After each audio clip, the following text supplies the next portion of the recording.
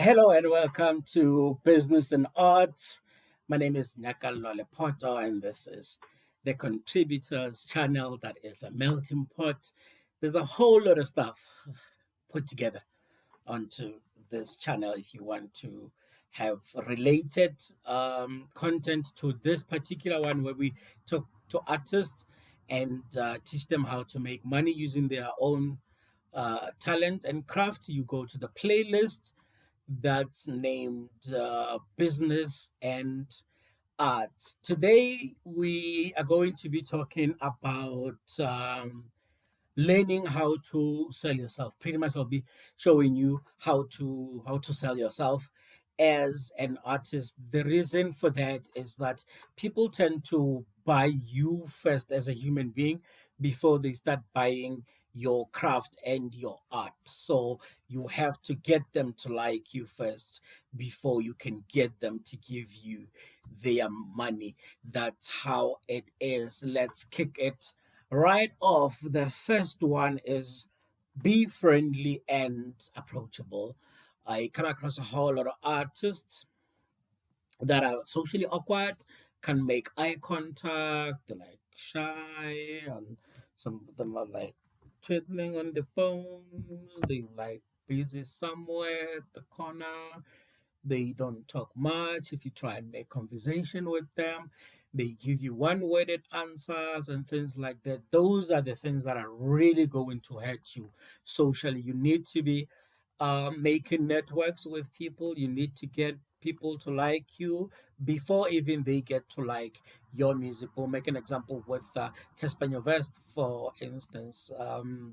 This is a man that is just highly likable, even if you may not necessarily tend to like his music as much, but he is sociable. He comes in, he cracks jokes, he knows when to poke fun at people, he dresses well.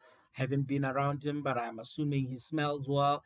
That sort of thing. That is the thing that really put in a good word for you with the people that you will be working with in the industry, the people that can open doors for you, and so on and so forth. The second one is geza ube muhle and ungahlali nabantu abangagezi futhi, you know, just be that person, look good, smell good, because the people would look at you and you are out there wanting to put up a proposal and stuff. You want from 100K from these people and stuff, but you don't even look like 100K. You don't even smell like 100K.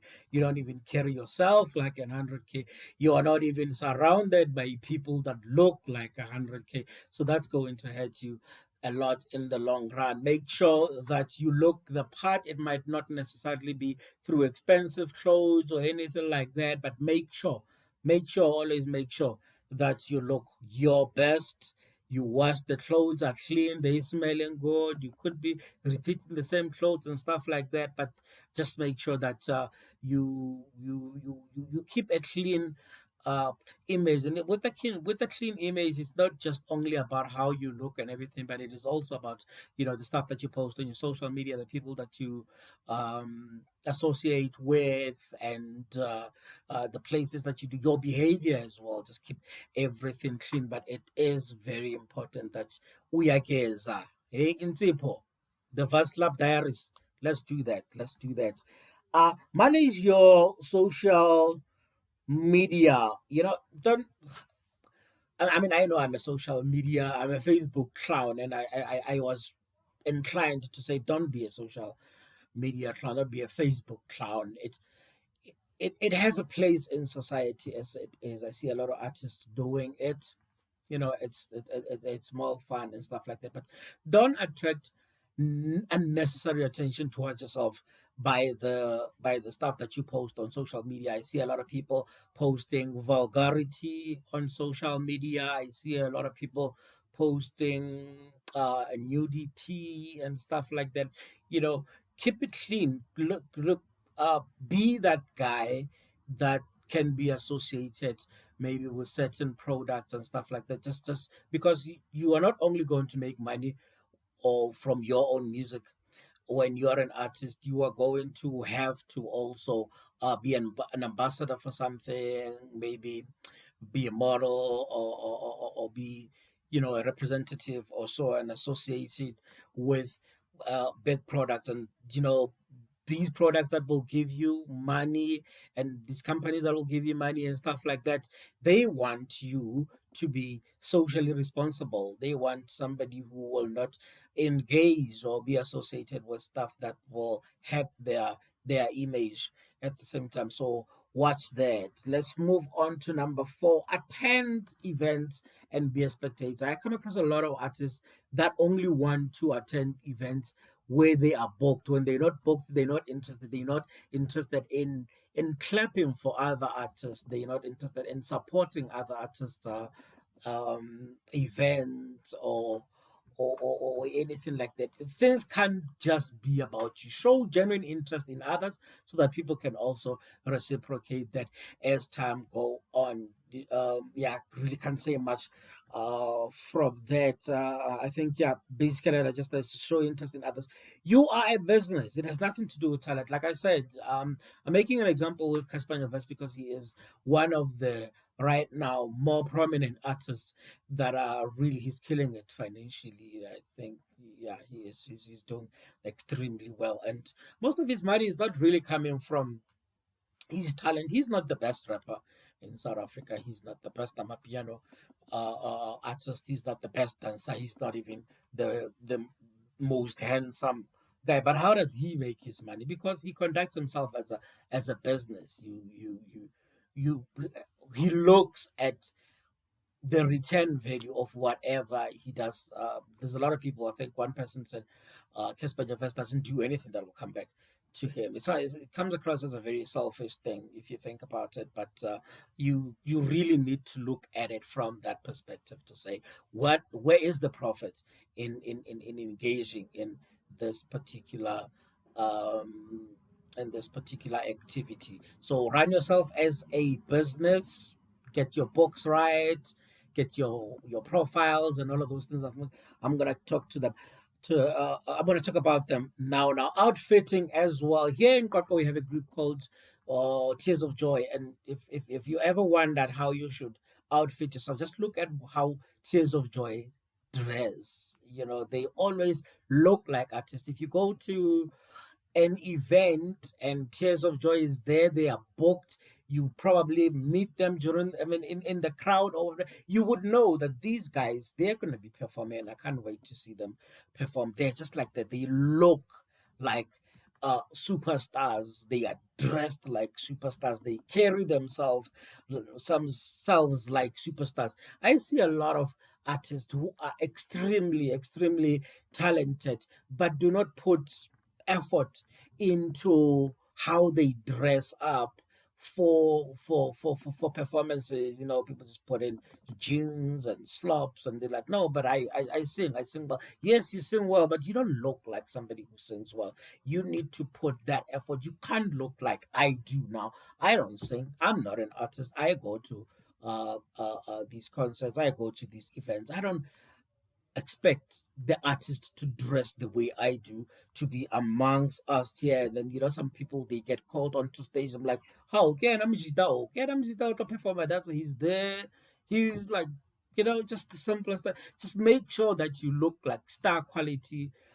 Point out what I've just already pointed out, Tears of Joy, but like have somebody that you look up to, that you would like to emulate, and try and dress up like them, and eventually you'll find up your old stuff. But I think if you emulate yourself around someone else's style, and how they carry themselves and everything, it sort of does make sense. Eventually you will get it, and then you will develop your own thing. But just look at the famous artists, everybody, your Jay-Z's, your all of them, and your Quavos and your Lil Waynes, all of those people, they don't just dress up like your regular people. They dress up like superstars. They get on stage and you can see that it's an outfit. They have put an effort to looking the way they do and coming across in a manner that they do. They represent a lifestyle. They represent a piece of art, and that's what you should be as well.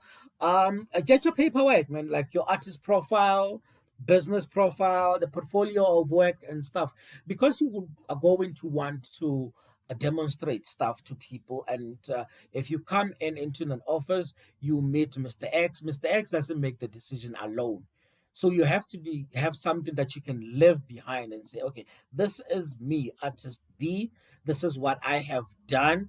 This is uh, me in the social media. These are the albums that I have done. These are the people that I have worked with. But something that you can put I suppose back in the days it would have been something on paper, but these days it would probably be like something on PDF, on social media, or like a video of a sort, like um a mini promo of your work, showing where you have performed a bit of this. Maybe you could also link that up to your YouTube channel so people can see your performances and really get to feel, the type of an artist that you are. That is extremely important. Number nine, never pay for a feature. I see a lot of artists doing this. They're trying to jump onto the back of a more prominent feature. Maybe you now call out Google feature so that you can feature me. I know a lot of people want to get featured by people like Bunta Stana, thinking that if I give Tatistana the money to feature me, then when the song comes out, Tatistana is going to go out there and promote the song. And then when he goes and performs, he will invite me to his performances. And now I'll be as famous as he is. It doesn't work out that way. In fact, it works quite in the opposite direction. Whenever you go and you pay for a feature, the artists that you are paying look down on you, right? 90% of the time, they are not going to uh, um, uh, promote the song that you did with them that you paid for.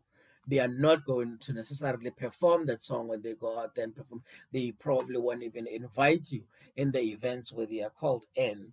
You pay for this, they package it, they give it to you, and then you do whatever you do with them. They won't even put it out there in the interviews to say, hey guys, I got a new single out. It really doesn't work out that way. It just makes you look very silly. Trust your own process, because all these people that you're trying to piggyback on, you're trying to climb on their, shine on their shine, they have had to do it their own way, and they're not going to just let you in to to be on the shine with them without having to do the work. That's not how it works. You need to go to the trenches, you need to do the hard work, and eventually, if it is meant to be, it will come. It will come. The last one is your content should be bigger than your hometown. Um I'm doing this podcast now. I'm from Kwakwa. I don't do this stuff for Kwakwa. Even the language now, I have made sure that I do it entirely in English so that whoever, wherever can understand me and relate to the stuff that I am talking about here. I know with the first ones, I did a whole lot of Sesotho and stuff like that, but it is very limiting. And with your music as well, the content that you put out there, I know music is universal language, so yes, you can put the sounds and stuff like that, but you shouldn't just plan rather to sell it to only the people in your hometown, the people around you, and then you're gonna complain, or no, you guys don't support me. I'm from around here. You guys are taking whoever is from outside my town more seriously than you are taking me. Take your stuff to the world. The world is your oyster. Make sure that your music is good quality enough. The content is quite there, up there with quality. The images are there, the lighting and everything, the outfitting, the way you carry yourself, the way you speak, the way you walk, and everything. You're an international artist because you're putting your stuff in international platforms. If you're gonna take your stuff to like Apple Music, that is accessible to everybody everywhere in the world. So just make sure that you're not only trying to sell to the people around you, the people in the background, the people who look like you, the people who speak like you, the people who come from the same background, and the people who are you. You are now a global artist by virtue of the WWW. My name is Nyaka Lolepoto. This is the business and arts on the contributors channel. Make sure that you subscribe, you hit the like button, and you also press the notification bell so that you're the first one to know when the next podcast comes. I'm out.